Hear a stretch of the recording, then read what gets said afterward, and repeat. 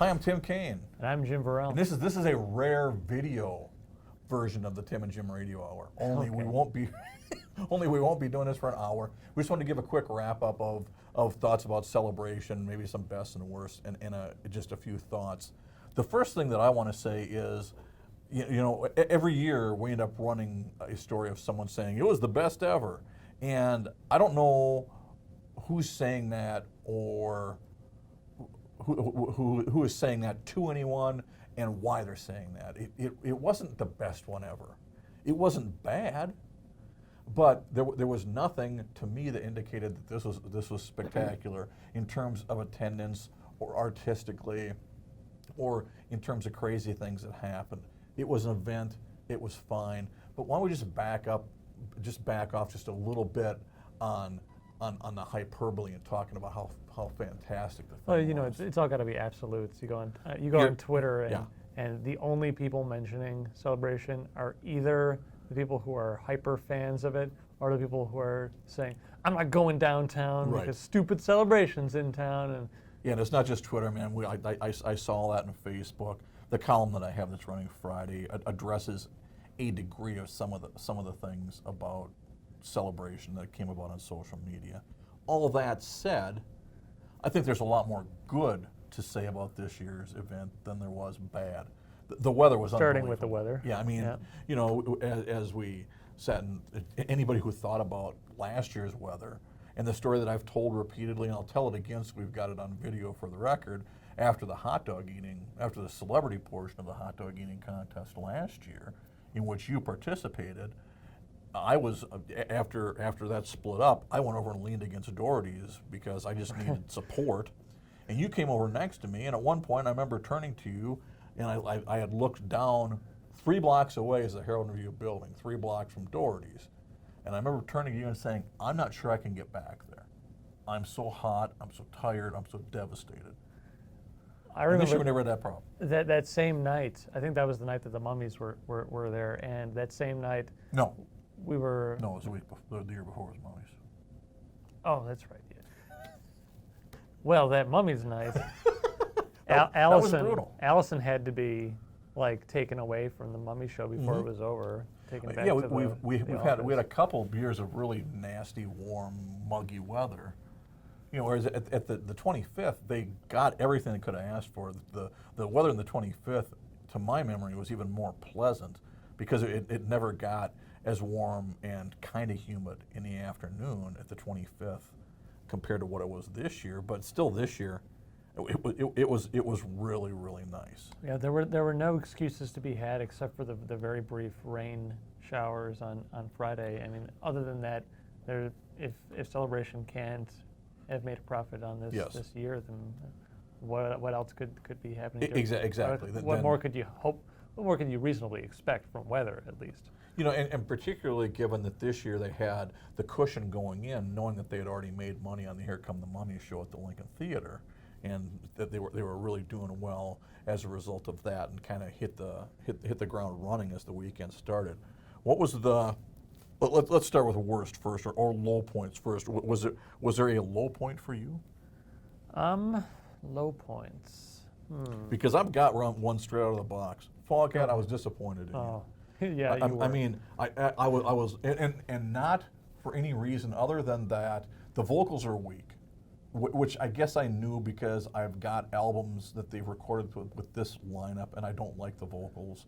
Music is really, really solid, but it was way too much of the 70s excesses in live music that I thought we'd gotten rid of.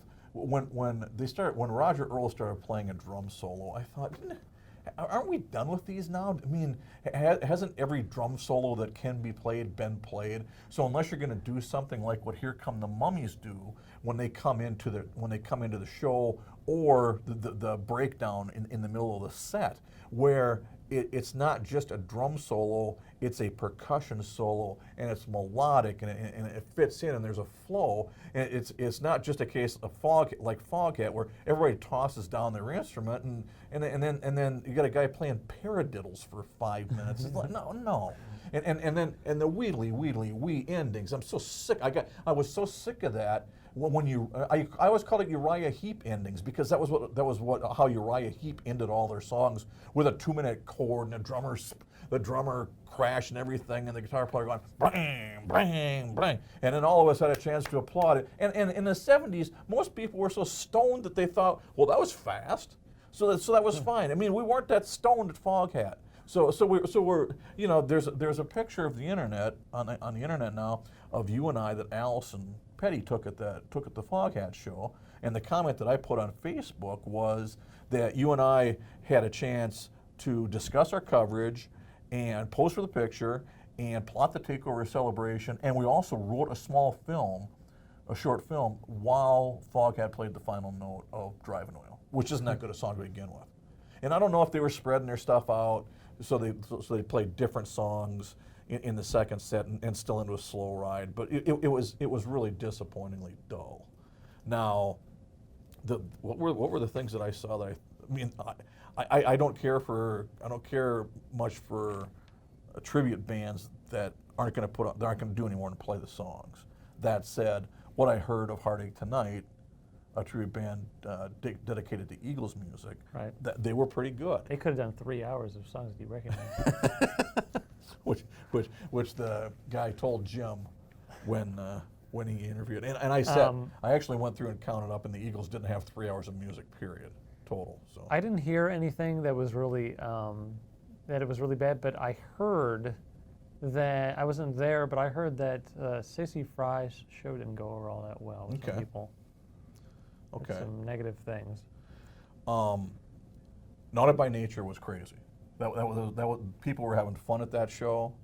That really seemed to go over quite well. And a couple of the country acts, Tyler Farr and Chris Cavanaugh, I didn't get a chance to hear their whole set, but I heard enough of it to go, yeah, this isn't half bad. And I'm far from a country fan. I'm far from a fan of today's country, as they're calling that stuff. And the Green Day tribute band, I just, you know, the problem I had, I'm not a huge Green Day fan either, you know. And I think I said to you, I mercifully got away before they had a chance to play Tommy Alive. You know, I mean, because otherwise I'd have just put a bucket over my head and told people to start hitting me, so I wouldn't have to listen to that. But the problem I had with what they were doing was it was just 3 guys playing Green Day songs, and even though I don't like Green Day, the delight of them is the fact that they're so into it. You know, to them, every note they play is the most important note ever played, and I love that kind of stuff, and I wasn't getting that from this band. Now, you said that you were at the Vertical Horizon first show, I think, and the There was Foghat only first one. show There was there? only one. That's Vertical right. That's Horizon right. show. And the first Foghat show was. I stopped by briefly at the Vertical Horizon show, and yeah, the crowd was about half the size that it was for Foghat. They sounded fine, but I only stayed for like 2 songs. I don't even really know any Vertical Horizon Right. songs. I actually wish I could have just gotten to say hello to the singer who I had a really good conversation with when I interviewed him, and I was there long enough to get that tweet that I tweeted. Yeah, a nice quote from him about That. Yeah, he was basically saying that in their travels they see a lot of festivals like Celebration, and they see a lot of events, but they don't see so many that are so large for a city this size or this elaborate. You know, he was basically telling people not to take it for granted. And I'd say probably the highlight for both of us. And one of the things that's interesting and that I think people don't realize unless they see us down there is we're not running around together. We happen to find each other at the Foghat show. You happen to find me because I was with a couple of your friends. And I didn't know they were there either. Oh, okay. Okay. Well, then it was a delightfully happy accident for all of us. But we all did go to a bunch of us did go to the hot dog eating contest together, and you know they're bringing out the celebrities, and it's terribly amusing, and you see these people that you work with and against, and you're talking to all the time when you're covering events, and then a special guest. Well, Wes Heinkel had been hinting at this special guest for a couple of weeks, and then all of a sudden. Yeah, you know, he was really like pushing like the special guest thing hard, and I was like just only humoring it and thinking like it was going to be something dumb. It was not dumb. Yeah, yeah. Well, I mean, and I was having people, and the other thing, I can't overemphasize how impressed I am that he kept it a secret for as long as he did, because There are people who I can keep a secret. If someone would have told me, nobody else would have found out except I definitely would have told Jim, because Jim is a fan of the professional eaters. Well, But you know what? We actually, in this video, we haven't mentioned who the guy was. Right. And it was professional eater Patrick Deep Dish Bertoletti from Chicago, a guy who was like #2 ranked in the world when he was doing like the Nathan's hot dog eating contest and everything. He was basically only second to Joey Chestnut, who's the champion still today at one point. And they brought him in and they had him compete against the 5 celebrity media people as a team against him. So to try to make it even, and he's still pretty much 40 to 33 clean or house 40 to against 32. against It them. was, and the thing that was exciting for me, and I've written this previously as well, during the Nathan's contest this 4th of July, Jim and I were texting, and I texted a note that we should try and get Lori to get Joey Chestnut to come and be at Celebration, give him appearance fee, and let him shove his mouth full of whatever. I mean, if it's a ton of river chips or whatever. But but I've always wanted seems to. painful. Yeah, yeah. But I've never seen one of those things in person. I've never seen somebody who actually does those kind of superhuman eating things, and I always wanted to see it at least once. Yeah, I've never seen one of those guys in person either.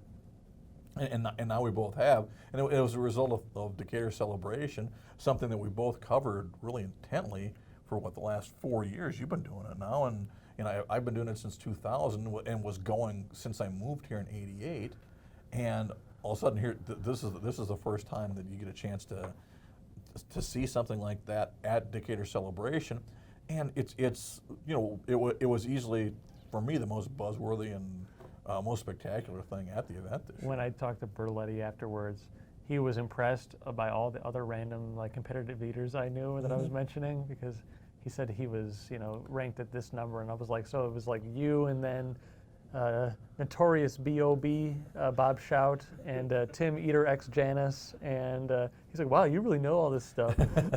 He didn't think that. Well, and I would guess that it's not that often that they meet people who are as knowledgeable about that stuff as Oh, you are. it's just silly. I enjoy the pageantry of it. Like he came out wearing the Evel Knievel jumpsuit, Right. and that's like what pro eating is all about. That stuff. Like it's all about the silliness of it and acting like you're some kind of indomitable athlete. When it's really like the furthest thing from reality. Although, if you can eat 4 hot dogs a minute for 10 minutes, that impresses me. And when he got done, he said, I still could eat some more. Yep. They're great hot dogs. I think I could eat a couple more right now. That's how good they are. Taking some Heinkels home with you? Yes, indeed. Oh, and Wes Hinkle said that they do plan on doing this regularly. That they're going Good. to keep bringing in like I don't know if it'll be exactly the same, but he said that next year we'll also have a surprise guest. That's and that's the kind of thing that creates a buzz. And I think you were the one who used the phrase buzzworthy when you were talking about that particular event, and that was the thing that had I think the highest buzz and the most talked about thing, apart from the religious people, and that was solved. And I disagree with most people about it, because my feeling is that kind of thing is exactly why the First Amendment was created, to protect that kind of stuff. Okay, we can have a discussion about the megaphone on the street corner.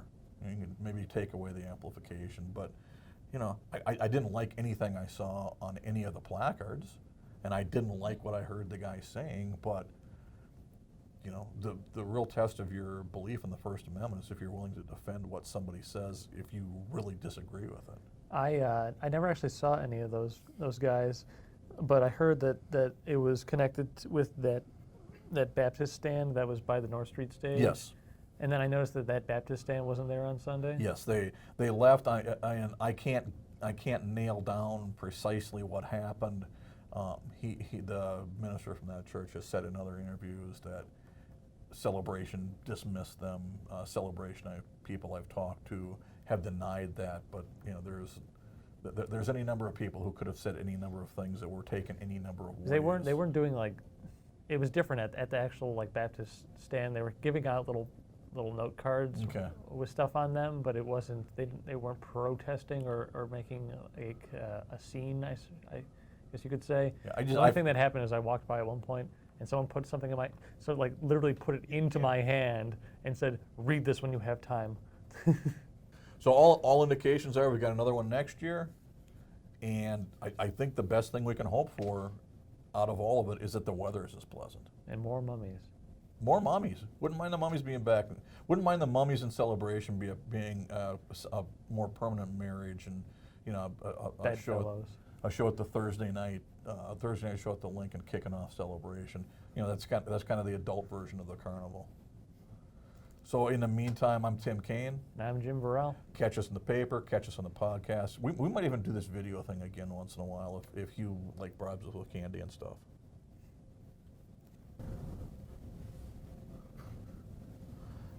And we've been rolling, so I'm going to freeze frame that. Oh, God, I really wanted to. See, that's the thing. People, you thought I was giving you a finger, didn't I? Yeah. Didn't you? Yeah, because I'm not. Oh, but that's what you that's my. point that way? Yeah, that's my pointing thing now, and yeah, I've been. Nice. Yeah, so.